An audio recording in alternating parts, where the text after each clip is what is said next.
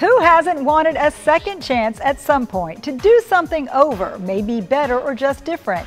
In today's show, we look at do-overs, people, places, and things revisiting the past or getting another shot. First, many years after his service, a local soldier is awarded the Congressional Gold Medal this week in the nation's capital, but not before sharing his military memories with us.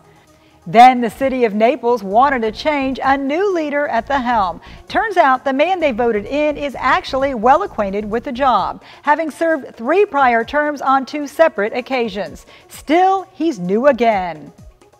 Plus, in Precious Makeover, we see how sentimental jewelry is transformed into something shiny and new. I'm Amy Osher, thanks for joining us. We'll also have a miraculous rebound, a lost and found you won't believe, along with a commentary from Alan Bartlett. That's all coming up.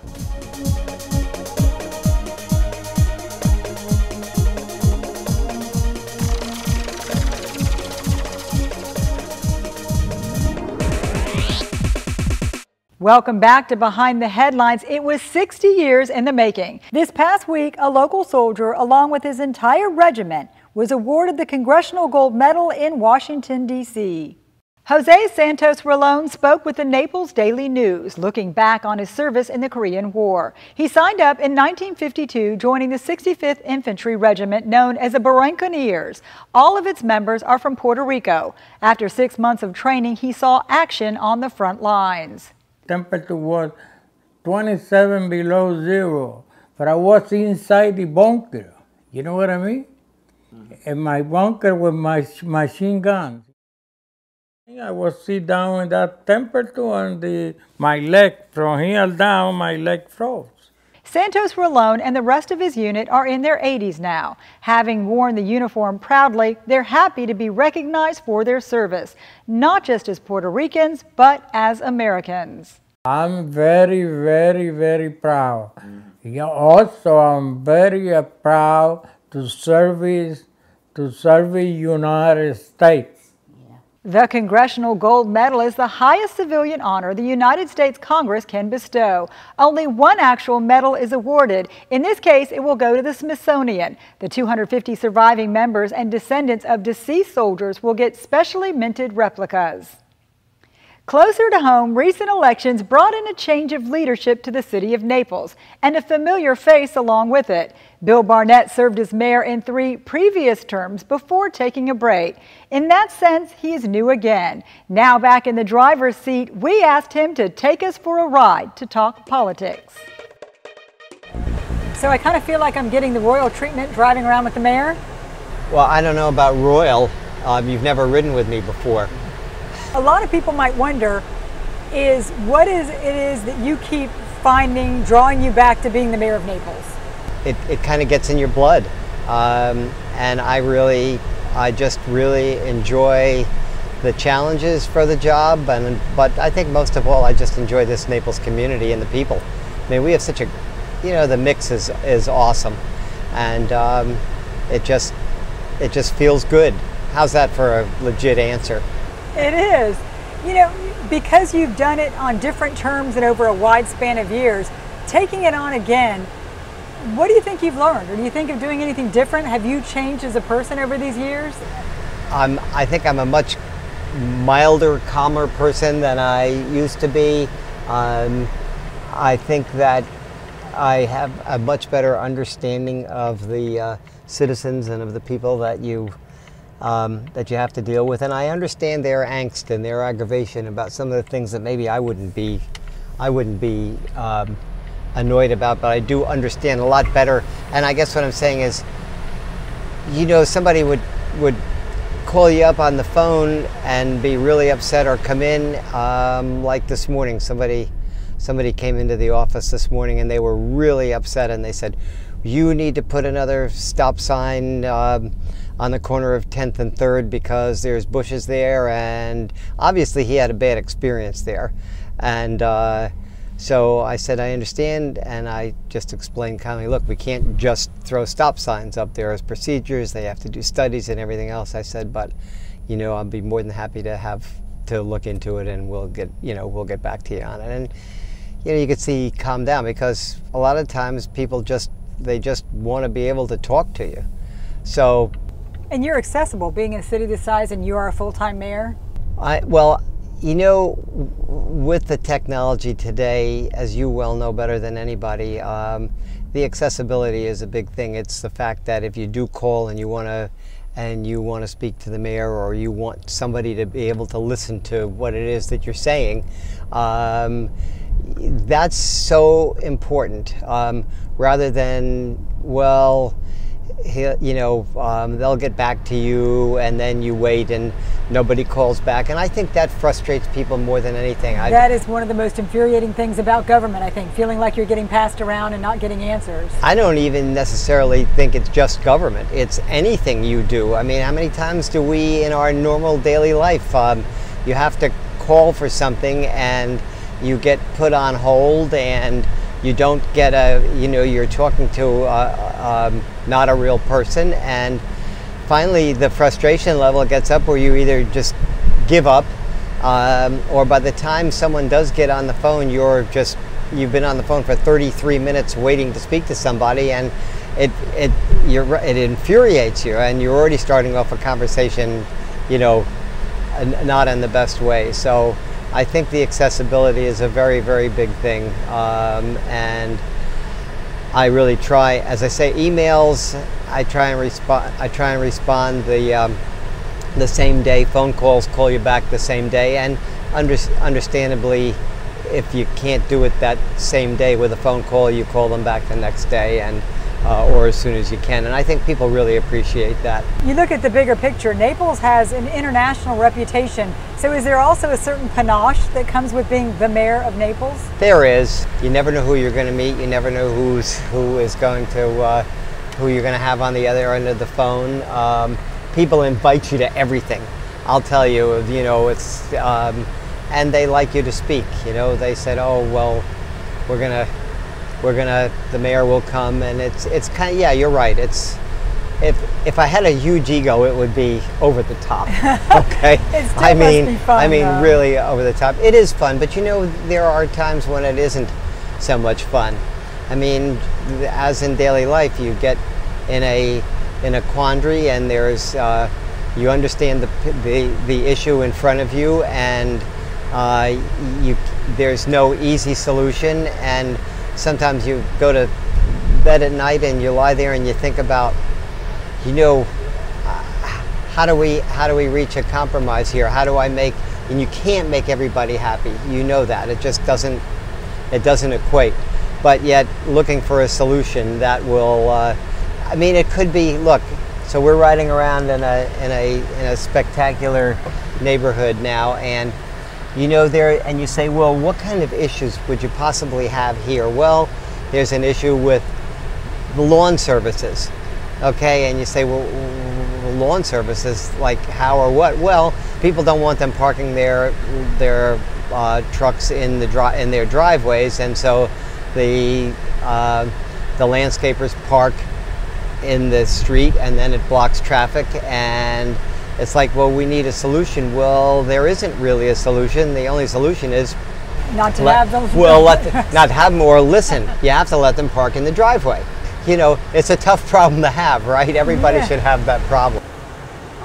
And one weird question, if we were listening to music right now, what would be on the radio? I would listen to some 50s rock and roll, and then I switch a lot. And then if I was listening to something on the radio, I'm not a big talk radio fan, but as far as music goes, I could listen to country one day. Very rarely will I listen to classical. I like classic rock though. Favorite group would be ZZ Top. I think we can agree on the country. Not so much the doo-wop with me, well, or no. maybe the real classic rock, but I think country we could both agree on. Collier County may get a second chance to score a spring training team. A few years back, there was talk of bringing the Chicago Cubs here, but it never really got off the ground.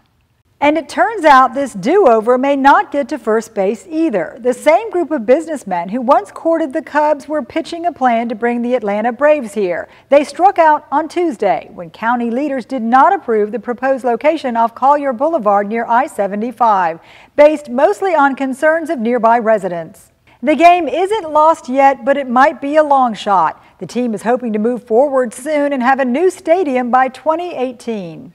Still to come, it's a sentimental journey. A local jewelry designer is breathing new life into precious pieces, delivering wearable memories for her clients.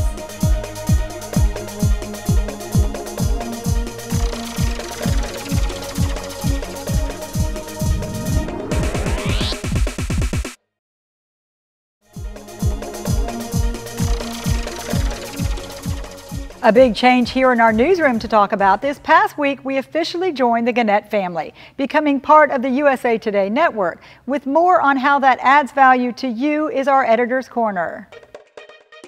We're joined in the newsroom with Executive Editor Manny Garcia. Hello. And Manny, we were in a unique position this week. Instead of just reporting the news, we actually made some news ourselves. Sure. We launched our official partnership, or just our relationship with Gannett.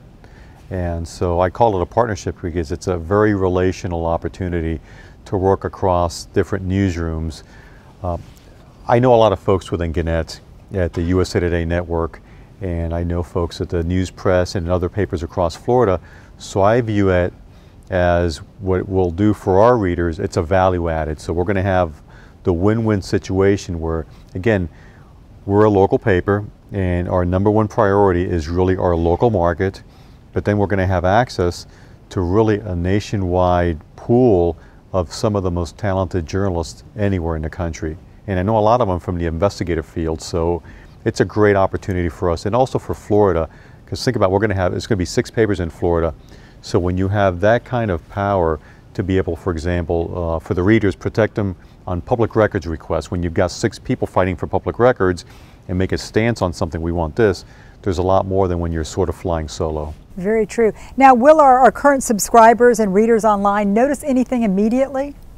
I don't think so. We'll continue to focus on the task at hand for us is we are a strong local paper. But also what we're going to complement our stories with is strong stories that we can pick up from the USA Today network, from all the different papers.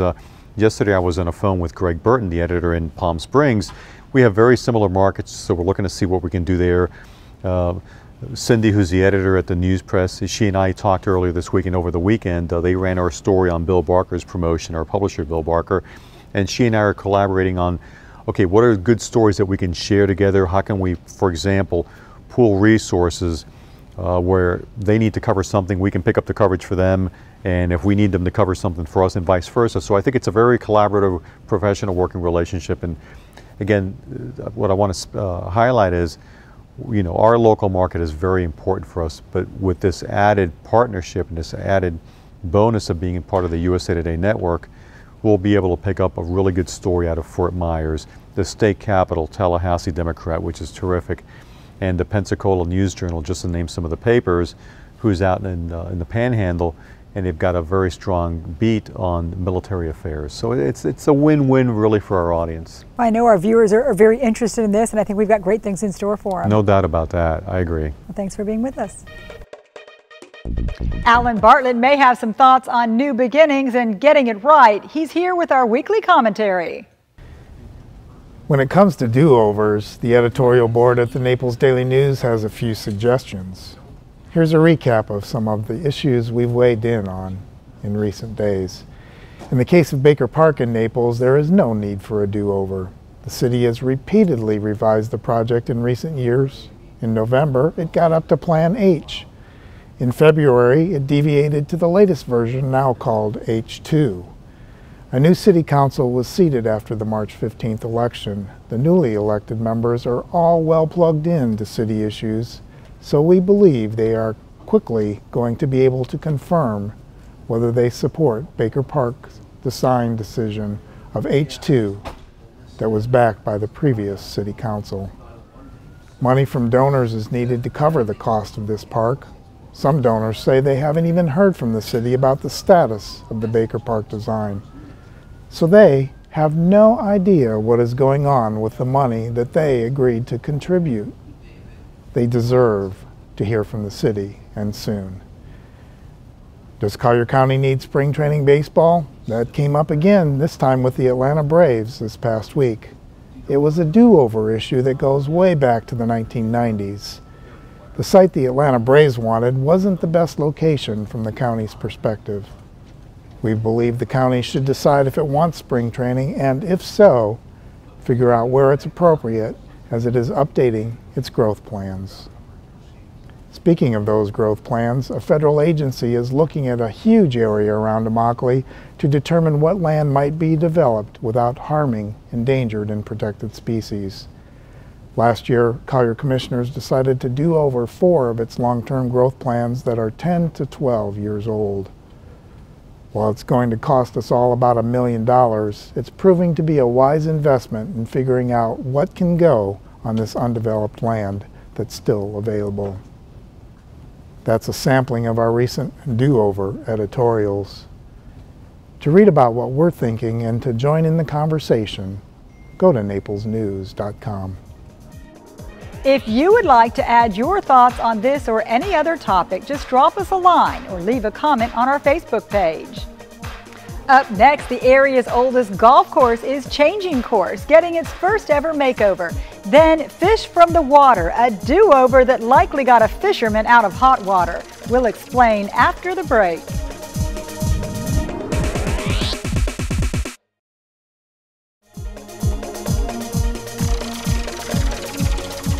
Jewelry can be precious for many different reasons. The value of the item, the sentiment we attach to it, or both. But sometimes those special pieces get socked away, never to see the light of day. But a custom jewelry designer set out to change that. She refashions old pieces into something dazzling and new. Here's our Living Luck segment.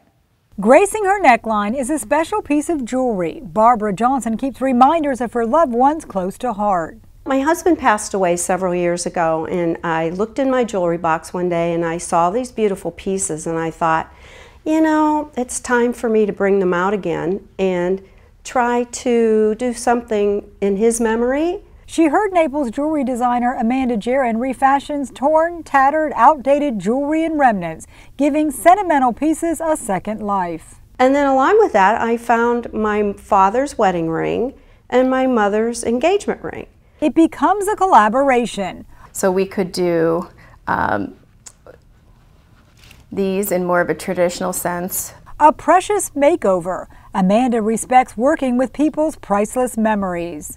I often buy jewelry to commemorate a moment in time, and I am always overwhelmed at the stories that are shared with me because they're incredibly personal, very private often, and incredibly heartfelt and heartwarming. From design to production, everything is done locally. We also use the gallery as inspiration for pieces that you might like. Combining her studies in design and metalsmithing, the makeover turns sketches into computer renderings and finally fine art. By being able to create a photorealistic virtual piece of jewelry, you can approve the design before it actually exists.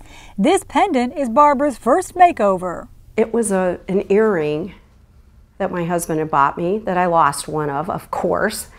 And the inner circle is a necklace he had bought me in Brazil. The diamond was my mother's.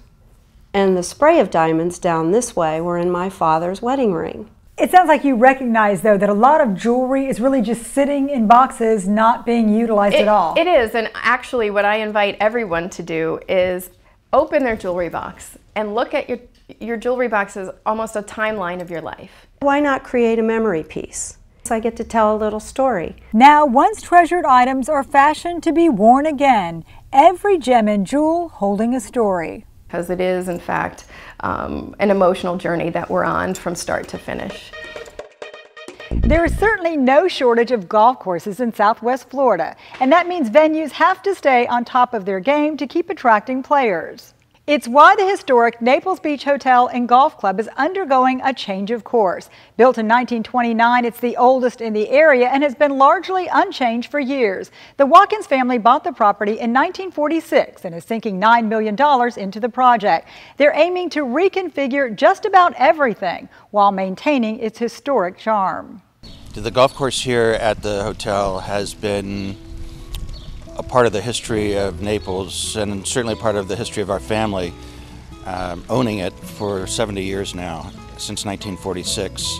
And it's probably, I would say, almost unique because of its location and playability, and the fact that the community, because it's a public course, anybody who wants to at any point in time during the day or year can pick up the phone, and if there's availability, they can come on out and play.